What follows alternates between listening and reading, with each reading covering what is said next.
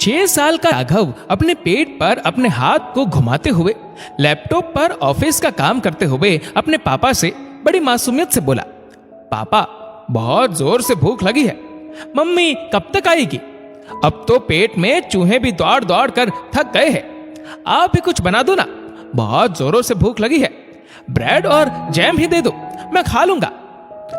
अपने बेटे का मासूम सा चेहरा देखकर राघव के पापा को हंसी आ गई और वह बोले, हाँ बेटा, अभी तुम्हारे लिए मैं ब्रेड और जैम लेकर आता हूं। राघव के पापा मिस्टर सक्सेना ने अपना लैपटॉप साइड में रखा और राघव के लिए रसोई में से ब्रेड और जैम लेने चले गए। मिस्टर सक्सेना ने फ्रिज खोलकर ब्रेड का पैकेट उठाया। उसी समय उनकी नजर एक पतीले पर पड़ी, जिसका ढक्कन उठाकर उन्होंने देखा तो उसमें बिरयानी पड़ी थी। मिस्टर सक्सेना खुश होते हुए राघव से बोले, अरे बेटा देखो, तुम्हारी फेवरेट बिरयानी पड़ी है, मुझे तो पता ही नहीं था। 2 दिन पहले हमारे घर में जो तुम्हारे जन्मदिन की दावत थी, उसमें तुम्हारी मम्मी ने बहुत अच्छी बिरयानी बनाई थी, तुमको बहुत पसंद आई थी, तो लगता है तुम्हारी मम्मी ने आज हम दोनों के लिए आज फिर से बिरयानी बना दी। शायद वह हमें बताना भूल गई, इसलिए मार्केट में इतनी देर लगा रही है। मिस्टर सक्सेना राघव से हंसते हुए बोले, तुम्हारी मम्मी कितनी भुलक्कड़ है ना। राघव ऐसा बोलकर मिस्टर सक्सेना बिरयानी को गर्म करने के लिए जैसे ही गैस पर चढ़ाने लगे कि दरवाजे की घंटी बजी। राघव की मम्मी स्वाति घर पर आ चुकी थी। स्वाति को देखकर राघव दौड़ता हुआ उसके गले लग गया और बोला, अरे मम्मी, आप हमारे लिए बिरयानी बनाकर गए और हमें बताना भी भूल गए। आप कितनी अच्छी हो, आज फिर हमारे लिए बिरयानी बना दी।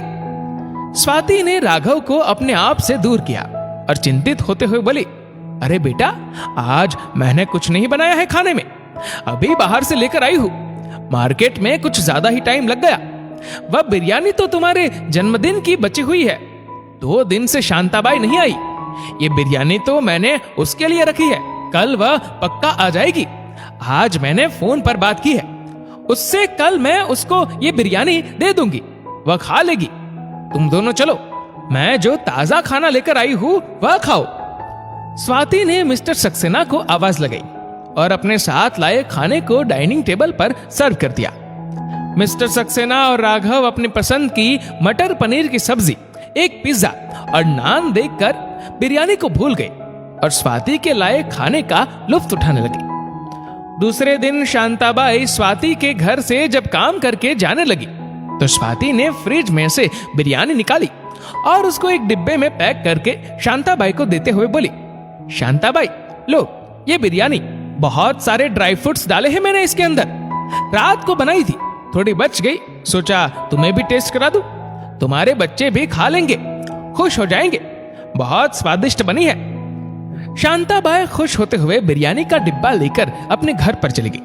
उधर स्वाति खुश हो रही थी कि उसकी बनाई हुई चीज फेंकने में नहीं आई और शांताबाई भी खुश हो जाएगी कि उसको मैं कितनी अच्छी अच्छी चीजें खाने के लिए देती हूँ।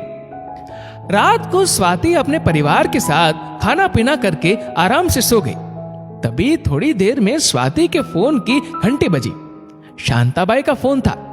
शांताबाई बोल रही थी, मैम साहब, मेरा बेटा उल्टियां पर उल्टियां किए जा रहा है, पेट दर्द से तड़प रहा है, उसको हॉस्पिटल में लेकर गए तो डॉक्टर ने उसको एडमिट कर लिया, पता नहीं क्या हो गया। मैम साहब, अचानक से सुबह खाने में 2 पराठे देकर आई थी उसको, फिर आपकी बिरयानी लेकर गई तो उसने खुश होकर बिरयानी खाई, फिर उसकी थोड़ी देर बाद में वह पेट दर्द की शिकायत करने लगा।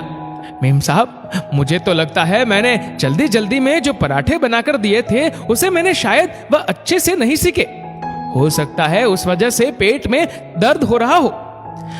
अगर आपकी बिरयानी से कुछ होता तो आपको भी तो कुछ होता ना मेम साहब, आप सब लोग तो ठीक हो और आप इतने बड़े घर के लोग, भला हम लोगों को खाने के लिए बेकार चीज क्यों देंगे? मुझे लगता है कहीं ना कहीं गलती मुझसे हुई है। मेम साहब, कुछ पैसे चाहिए थे, प्राइवेट हॉस्पिटल है, पहले पैसे मांग रहे हैं, अगर आप इस टाइम मेरी थोड़ी मदद कर दे, मुझे पैसे दे दे तो आपका बहुत आभार होगा। अगले महीने की पगार से पैसे काट लेना, मेरे बच्चे की तबीयत बहुत खराब है मेम साहब। ऐसा बोलकर शांताबाई रोने लगी। शांताबाई की बातें सुन स्वाति धक से रह गई। वह शांताबाई से बोली, शांताबाई तुम घबराना मत, तुम हॉस्पिटल का पता बताओ, मैं अभी वहां पहुंचती हूँ, और पैसों की तुम बिल्कुल चिंता मत करना, बस अपने बेटे का इलाज अच्छे से कराओ। मिस्टर सक्सेना और राघव भी शांताबाई के फोन की आवाज सुनकर जाग गए थे। मिस्टर सक्सेना ने स्वाति को डांट लगाई और बोले, स्वाति तुम ऐसा कैसे कर सकती हो? जो चीज तुम्हारे बच्चे के लिए सही नहीं, तुम्हारे परिवार के लिए सही नहीं, वह शांताबाई के परिवार और उसके बच्चे के लिए कैसे सही हो सकती है? तुम इतना घटिया काम कैसे कर सकती हो? हर माँ के लिए उसका परिवार और उसका बच्चा अमूल्य होता है। जो खाना तुम्हारे बच्चों को बीमार कर सकता है, क्या वह खाना दूसरे के बच्चे को बीमार नहीं कर सकता? शांताबाई के बच्चे को तुमने फौलाद से बना हुआ बच्चा समझ रखा है क्या? या फिर उसकी गरीबी उसके लिए फौलाद बन गई जो हर बासी चीज को हजम कर सकती है? तुमको क्या लगता है वह लोग गरीब है तो हर चीजें हजम कर सकते हैं क्या?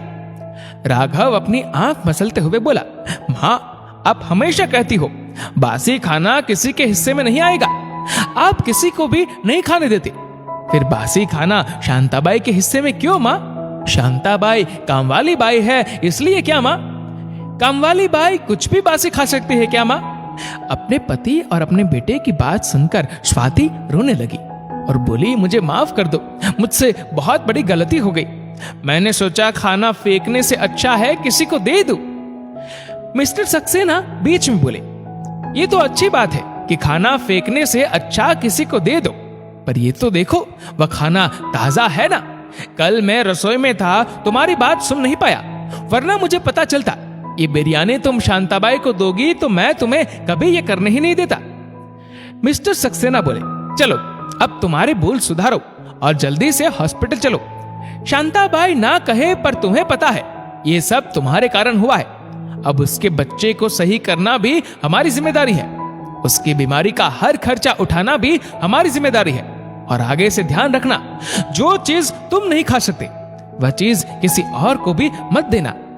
सब जल्दी से हॉस्पिटल पहुंचे और शांताबाई को दिलासा दिया। डॉक्टर ने इलाज चालू कर दिया और थोड़ी देर में शांताबाई का बच्चा ठीक हो गया। शांताबाई के बच्चे को राहत की सांस लेते देख स्वाति की जान में जान आई। स्वाति ने शांताबाई से माफी मांगी और भविष्य में कभी भी कुछ भी बासी खाना किसी को भी ना देने का वचन लिया। दोस्तों, बहुत सारे लोग अपने घर का बनाया हुआ बासी खाना जिसको वह खुद खाने से परहेज करते हैं और अपने घर काम पर आने वाले कामवालियों को ताजा बताकर दे देते हैं। अगर वह खाना आपके लिए जहर है तो किसी और के लिए अमृत कैसे हो सकता है? सोचिएगा जरूर। दोस्तों, इस वीडियो को लेकर आपकी क्या राय है नीचे कमेंट करके जरूर बताएगा, और अगर आपको वीडियो अच्छा लगा हो तो इस वीडियो को लाइक करेगा, शेयर करेगा ज्यादा से ज्यादा लोगों तक, और ऐसे ही और भी इंस्पिरेशनल वीडियोस के लिए हमारा फेसबुक पेज आज ही फॉलो करें। धन्यवाद।